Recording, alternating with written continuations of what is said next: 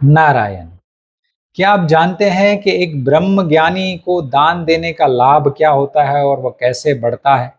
तो हमारे शास्त्रों में इसकी तुलना सुंदर रूप से की गई है कि मानो आप महारथी अर्जुन को देख रहे हैं और वह रणभूमि में खड़े हैं, अपने गांडीव को धारण किए हुए धनुष बाण को उस पर एक तीर चढ़ाते हैं।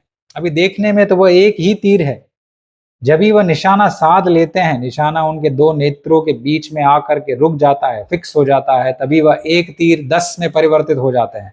जब भी वह तीर छूट जाता है, तभी वह एक ही तीर 100 तीर में परिवर्तित हो जाते हैं, और जब भी वह लक्ष्य को भेदने ही वाला होता है, तभी वह एक छोड़ा हुआ तीर 1000 तीर में परिवर्तित हो जाता है।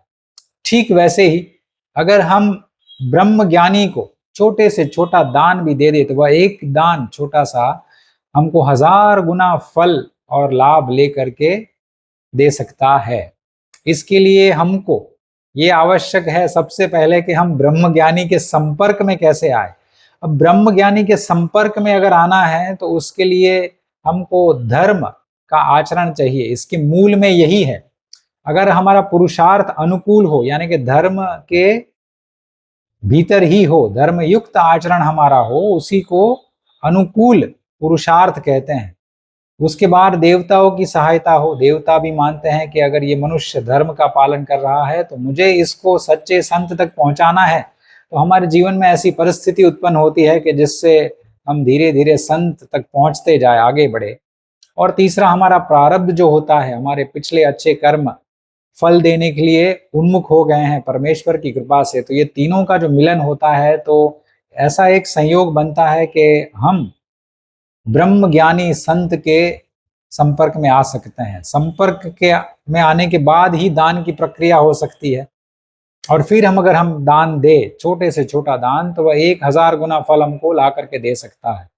बहुत सारे संत आज अपने आप को ब्रह्म ज्ञानी मानते हैं, मगर जो मनुष्य धर्म आचरण नहीं करता है, उनको जो संत मिलते हैं वह पाखंडी होते हैं। वह कहते हैं कि ये ब्रह्म ज्ञानी है, मगर वह धन और मान के चपेट में होते हैं। ऐसे संत उनको मिलते हैं। तो सच्चे ब्रह्म ज्ञानी संत उन्हीं को मिलते हैं जो धर्म का पालन करते हो। ये मूल है।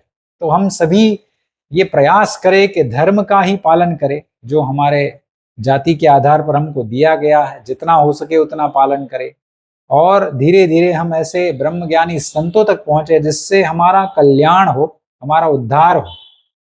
शिव शंकर प्रलयंकर।